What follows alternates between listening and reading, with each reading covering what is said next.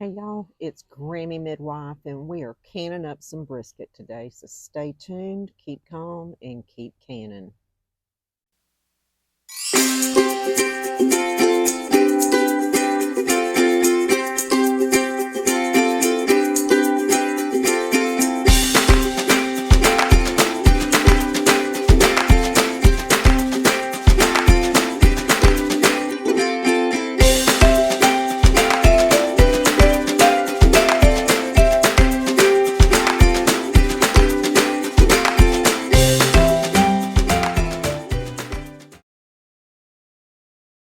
It is a dreary day outside today, so we're going to do some work on the inside. I've got my jars and lid in my olive sink, and we got a little bit of dish detergent with some Clorox. That's just the way I kind of sanitize them and clean them up before I can. We are cold packing some beef brisket today. So what we're doing today is we are going to can up some brisket. I found at one of our local grocery stores some beef brisket on sale for $3.98 a pound. You just can't beat that right now. So I got about a 20-pound brisket. We're going to get it on the cutting board. Actually, I don't think I'm going to put it on the cutting board. I'm on a stainless steel table. We're going to trim the fat and cut it up into chunks and stick it in some jars and can it up. All right. So y'all can see this price, $3.98 a pound. And it is 19.65 pounds. That's a lot of brisket. All right, we're going to can some brisket.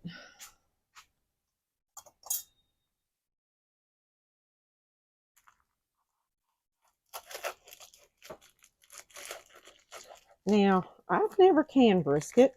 I'm going to be honest. I canned just about every other kind of meat but brisket. I have tried my hand at making corned beef brisket, but I was not impressed. But this is just plain beef brisket. It is heavy. I'm probably going to have to cut it up in pieces to work with it.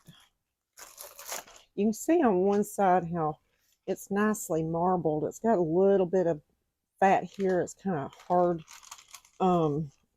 I'm just going to cut off some of this fat because it's really hard. We're going to trim it.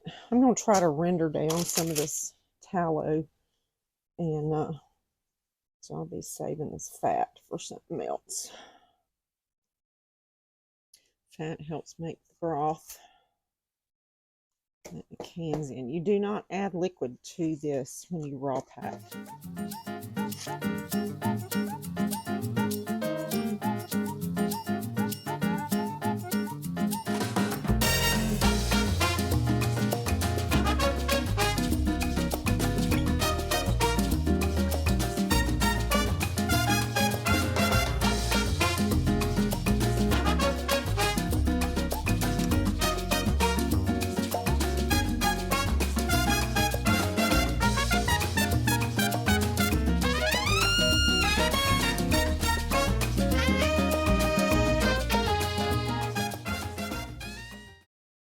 All right, I think that's good. I'm just going to cut this up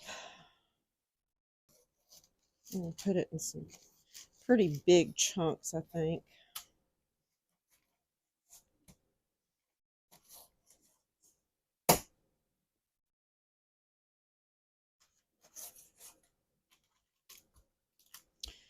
Now, the nice thing about canning meats is if for some reason you're ever without electricity or you're without electricity and it's too cold to cook outside, you can always heat up. You don't even have to heat this up because it's fully cooked in the jar. Now, it's always going to taste better if you heat it up, even when you take it out of the jar. But if you had to, you'll have cooked meat, a protein source, on the shelf stable.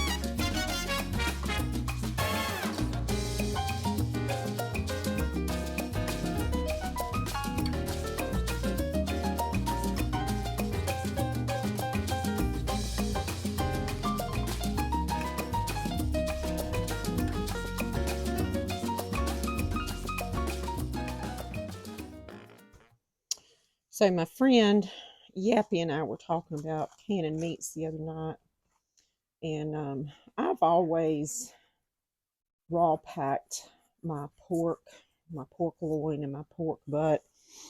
But he grills and smokes his first, and then cans it. I would love to try it because it sounds really really flavorful by doing the smoking process first. But one thing, I don't know if you've seen my video on sirloin tips, but I like having sirloin tips. I also got some of those on sale. The top sirloin steaks, they were on sale, I think, also for $3.98 a pound. But I like getting those and cutting them up into cubes also. And if I figure out how to link a video, I will link that video to my sirloin tips into the this video. The sirloin tips I like to have on hand. My kids are notorious for coming over and swiping my sirloin tips. They make a really nice quick meal, and I actually show how quick a meal I can make from those sirloin tips. It takes 15 minutes from opening the jar to eating, and it makes for a nice quick meal. It's a lot cheaper than eating out. But it's always nice to have, like I said, these meats are basically, they're pre-cooked when they're in the can. So really all you have to do is bring them out, skip the first step in a recipe that says to prepare your meat, and then just take it out of the jar and move forward. All right, we got a good bit of chunks here. So I'm going to wash my hands, and I'm going to get my jars rinsed. All right, so now what we're going to do is I'm going to use salt, pepper, and a bay leaf. You can put any kind of seasonings. The only thing I would warn about seasoning is don't use sage when you're canning, because the sage can actually get very, very strong. I just mostly use my seasoning when I'm heating it up or cooking it. But I am going to use a little salt, some pepper, and some bay leaves. And I'll tell you what I'm going to do so I don't mess up more jars than I need to. We're just going to go ahead and pack the meat in there. Now, you want to pack it down as tight as it'll go.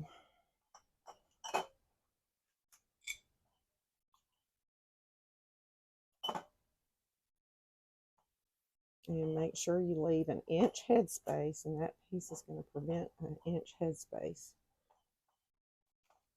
And this is where you start cutting up little pieces to kind of take up a little bit of that room, because you want it nice and packed.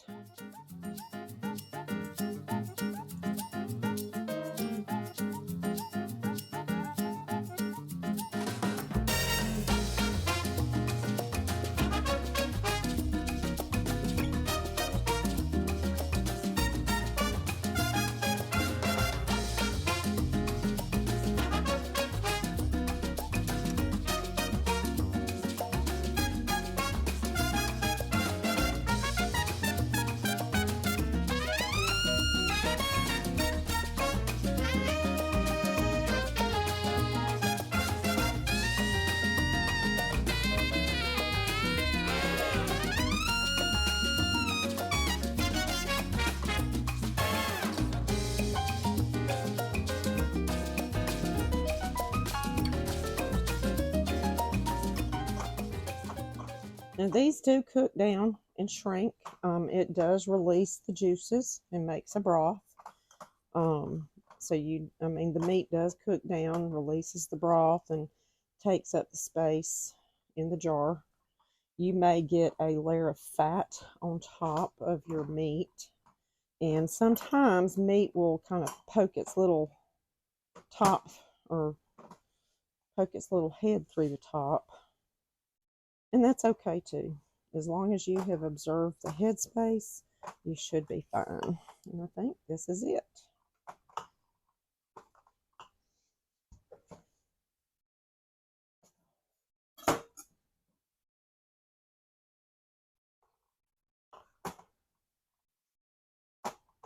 Like I said, just poke it down in there good.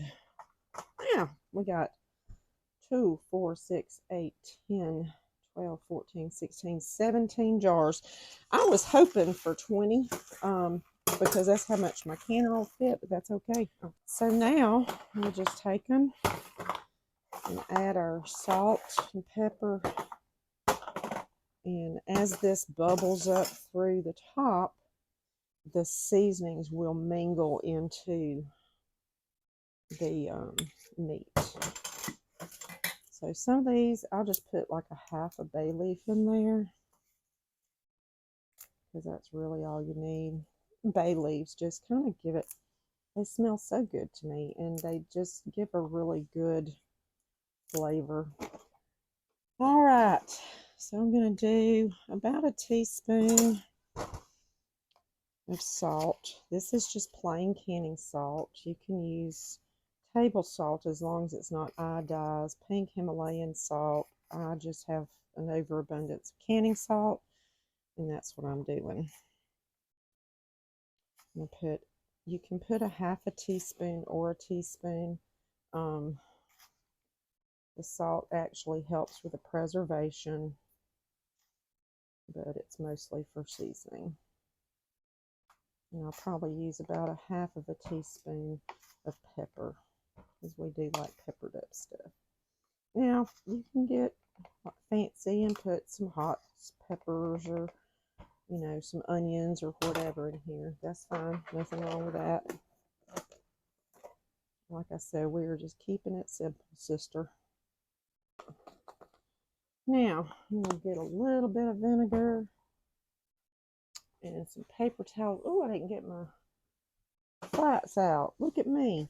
So what I'm going to do is I just take a little paper towel, I dip it in here, and I just wipe around the ring. And what you're really doing, you can do this even with hot water, you're basically just making sure that none of the fat or any granules of salt or pepper is there that would prevent that from the flat from sealing.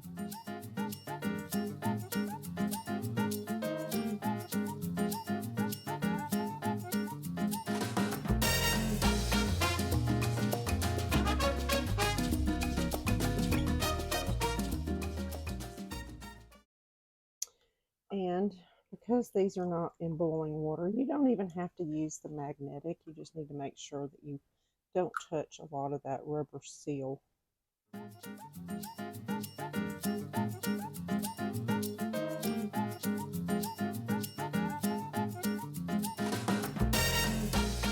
Anyway, you want to put these on fingertip tight, not too terribly tight. And then you're going to put them in your canner. All right, so these are going to have to be double stacked because I've got 17 and my canner will fit 21 or 20 pints double stacked. So let me make sure. Now I do can on a glass top stove, and I have to use my Presto. I do not have an All-American. I don't know if an All-American, if I can even use it on a glass top.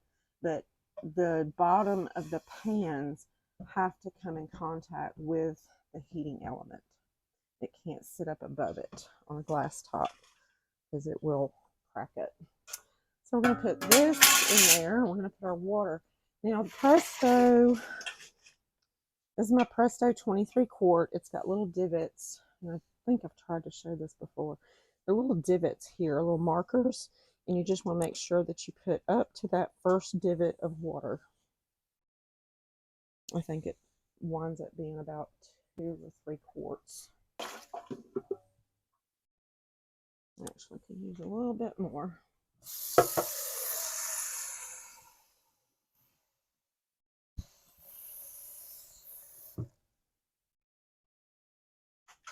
Yeah, more like 3 quarts because it's right there. And this is a half a gallon pitcher.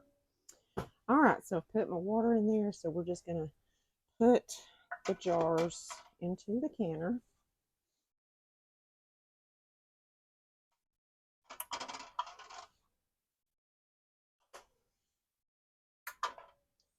I do not put vinegar in my water anymore.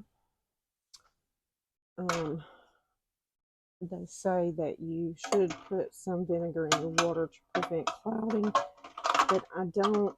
It doesn't seem to be that big of a problem with our water. All right, that's 10. So let me get my other.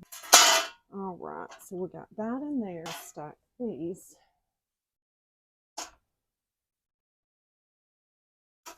This is why I love doing pint jars. You can actually get a larger capacity of food processed in pint jars than you can in quarts in a Presto, because you can only do 7 quarts in this Presto, but you can do 20 pints. Now, 20 pints is 10 quarts, so that gives you 3 more quarts of food. So even though you're using more supplies, you're able to put up more food. And so what if you have to open another jar, right? All right, the last time I canned, I greased up my seal real good. Now, Presto, you have to use a rubber seal. You can see the rubber seal here, and I oiled it up really good so it's still nice and pliable. Now, when you want to make sure that this vent, that you can see through it. So I usually hold it up to a light and make sure I can see light through it, and I can. And then you're going to, with a Presto, seal it this way. You're going to turn the oven on to high. You're going to let this come up to a boil. This is your safety valve or a safety plug. It will pop out if it reaches too high pressure to prevent it from exploding. This is a vent, and this is a vent. This vent actually pops up when it has reached pressure.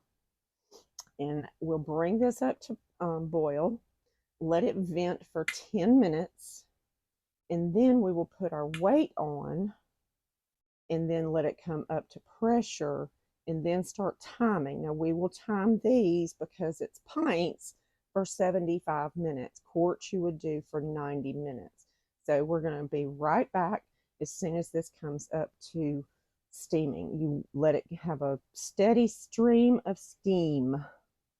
This may or may not be popped up, and that's fine. It will pop up eventually. So it's getting there. Almost has a steady stream. Not steady yet because it keeps puffing.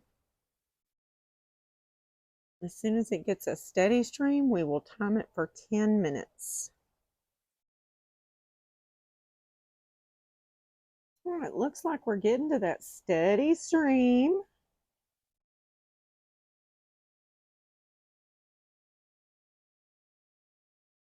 So we'll go ahead and set our timer for 10 minutes and let it vent for 10 minutes. Okay, we have been venting for 10 minutes. So we're going to turn the timer off. We're going to add the weight to the vent and bring this dial gauge up to pressure. And for my elevation, it is 10 to 11 pounds. Now, if you don't use a dial gauge, it is 10 pounds. If you use a dial gauge, it is 11 pounds. Okay, we are coming up to pressure. We are at 10 pounds. So we're going to let it go just a little bit higher. Now, we turn the temperature down on the stove. I know about where my sweet spot is. It's usually around the upper, between the 2 and the 4. And then we're going to time for 75 minutes. Or an hour and 15 minutes.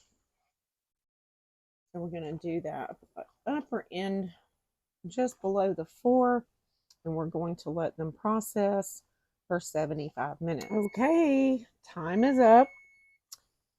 We'll turn our timer off, and we're going to turn our stove off, but we're going to leave the pressure canner as it is because we don't want to do anything to it right now. We're going to wait for the pressure to come all the way down to 0, and then we'll remove our weight and slightly turn the lid to allow it to start cooling, and we'll be right back. Alrighty, the pressure gauge is down to 0. The safety valve has gone down, so we're going to take this off, and then we're going to just unscrew the lid and let it cool slowly. You want it to cool slowly to help prevent siphoning. Alright, so we let initial heat down.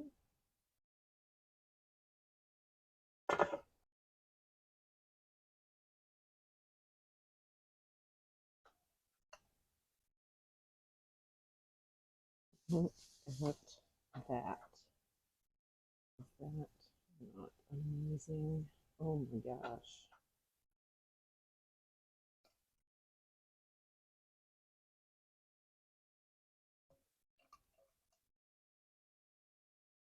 Some of the lids have popped. Let's see. I need to get that. There they go.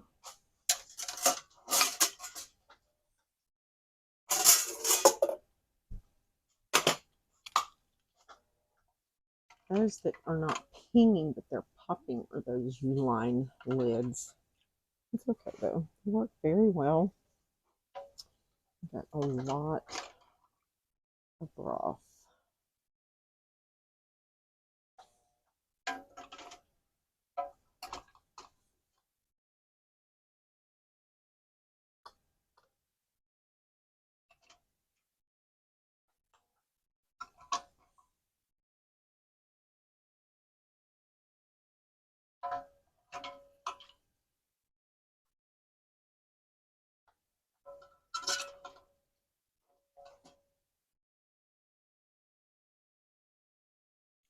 Wow. Amazing. Look at that. That's it. Not much siphoning. That's good. But as those cool, the fat will render to the top and form a layer of fat across the top. And now I'm going to get my pressure canner ready to put the sirloin tips in, because I did that while I was waiting for these to pressure can. Have a great day. Wow, I love that sound. Ping or pop never fails. I love it. Have a great day. Keep calm. Keep on canning.